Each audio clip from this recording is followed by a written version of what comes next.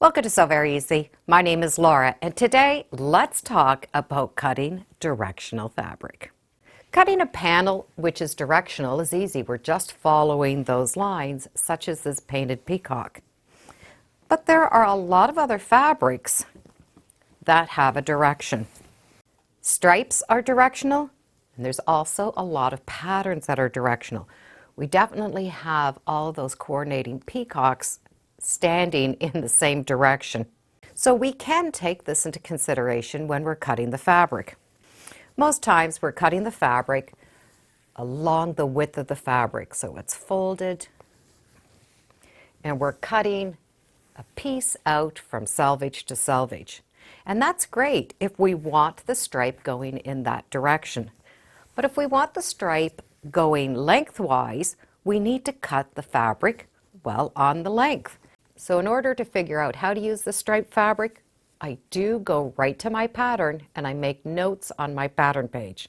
This is a quilt that I'm going to be making. I'm going to have the panel in the center, and on these larger borders, I do want directional fabric. So I mark up my pattern. So on my pattern, the first thing I'm going to do is draw the direction of how I'd like the fabric. For example, I'm going to be putting this directional peacocks in that first border. So I want all of the heads facing up, and that's even for those borders. The striped fabric is going to go on the outside, but I also want it going in a certain direction. So I do draw those arrows so I know what direction I want them. Then I go in and I read the pattern and I write the measurements down for the pieces that I need. And I write down the cut size right on this pattern. So at a glance, I can see exactly what I'm going to be needing. Even those corner squares will need to be directionally cut. So then I take something very practical and I draw myself a picture. So normally, we're going to go and we're going to cut all the fabric along that width. And I know that's approximately 44 inches. From there, I make an arrow into the direction of the fabric. So the peacocks are going to be going in this direction, and same with that stripe. So that arrow is matching my arrows on my pattern. So in order to make that work, I open up my fabric and I just do it right on paper. So I have my 44 inches and my fabric is going in that direction. The very first thing I do will be draw in my longest pieces that I need to cut. I won't be able to cut them along that width. I need to cut them along that length. And the first one I'm going to need is 4 inches by 41.5 inches. I will need a second one the same. So I do know that I'm going to need at least 41 inches in length.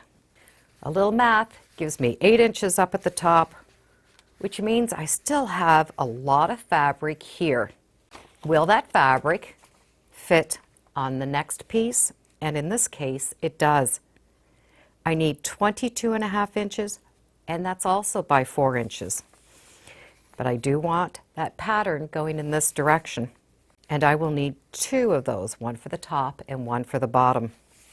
So this is how I'm going to be cutting my fabric. And this will also determine how much fabric I'm going to need. Now I could piece those borders, but I do want them in one long piece. So I'm going to need at least that 41.5 inches. So I'll go to 45 inches and buy 1.25 yards. Now there might be a fabric where when we do start cutting those long edges, we don't have enough on the side. So we're going to have to buy that length plus some more. And that's what will happen with the stripe fabric. So I'm going to need the 3.5 inches by 55 inches, but then I'm going to need 2 extra pieces, and those are going to go along the top and the bottom. So I'm still wanting that direction. So my fabric is here. I will need to cut them from there. So I'm going to need 55 inches plus my 2 extra borders, and I always leave myself a little bit for trimming. So drawing this picture by laying your fabric out is a great way to determine how much fabric we're going to need. We will have a good piece that's going to be left over in that fabric, but we can always piece that and put it on the back or make another project with it. So the first thing we're going to do is cut that peacock fabric, which is in this direction. So here's that fabric folded, and we normally cut it along this area, going from the fold to the 2 selvages. But in this case, we need to cut that strip going right along the selvage. So we need to refold our fabric so that the selvages are folded in half and touching. So I still have that length, it's just folded. It'll just be easier to cut. Now if it's longer than the ruler, we can use 2 rulers or we can fold it again. And that's perfectly fine to do, but we do need to start with well-pressed fabric and then smooth out that first seam, fold it so it is a cuttable size for your ruler, and then we need to check these 2 folds. Put your ruler so that you can see those 2 folds. And if the folds are not straight on the lines, we need to readjust so both those folds are straight. And I'm going to do that for as much fabric as I need. Smooth this all out. I find a square ruler works really good for this. I make sure that the one fold is straight and that next fold should be straight. I'm not worried about this top. I am worried about those 2 folds. If both lines are not perfectly level, the fabric will be cut with this elbow. So we do need to have the line here and the line here on both of those folds.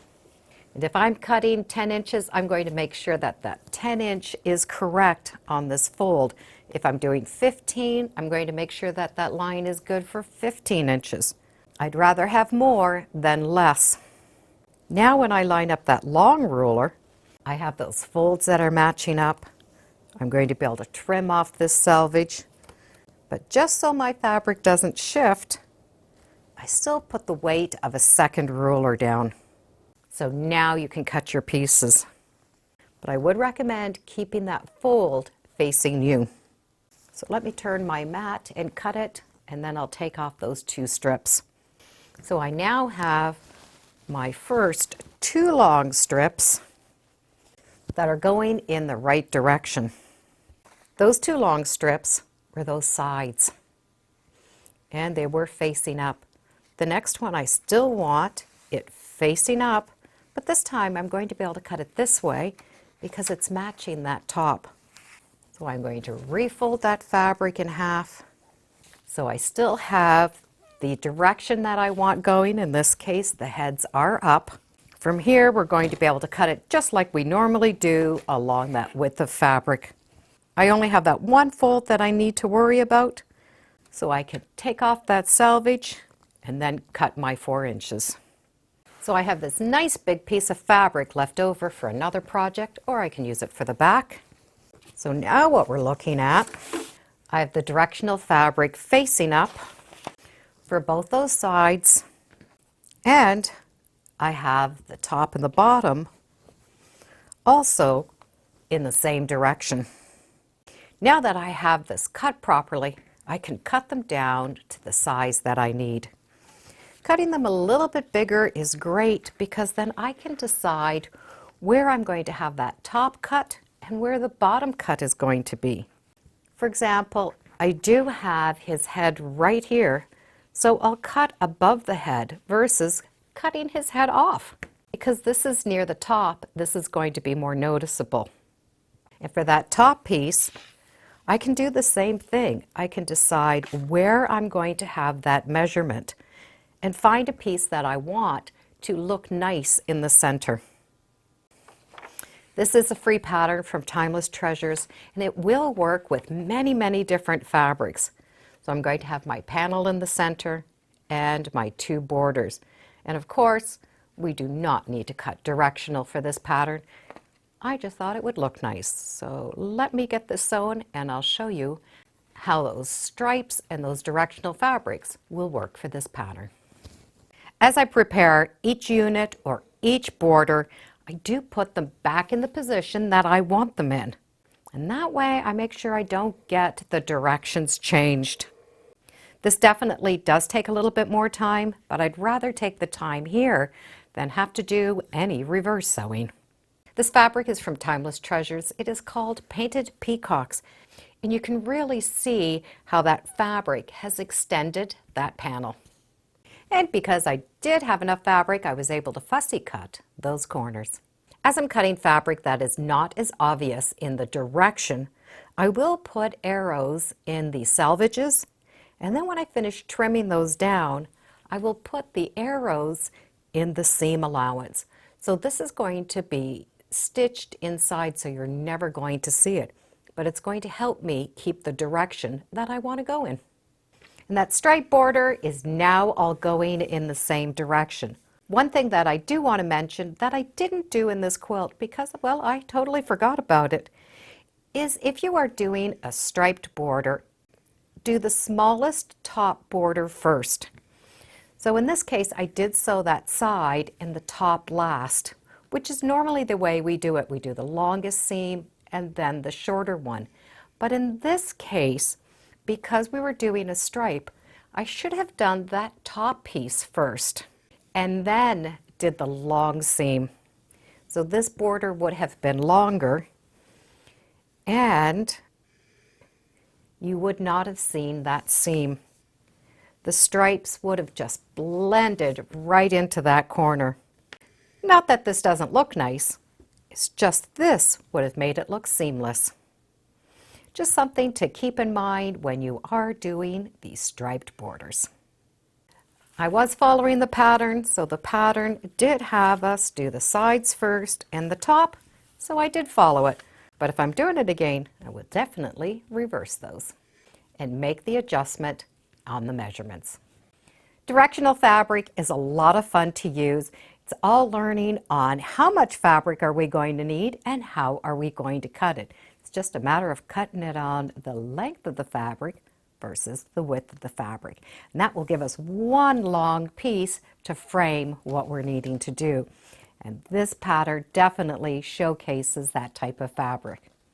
I'll put a link in the description to the free pattern and to the fabric lineup from Timeless Treasures. Thank you for joining me today on Sew Very Easy. Feel free to subscribe. I'm on Facebook, Instagram, and I do have a newsletter. And I do hope you come on back and see what we're sewing next time in the sewing room.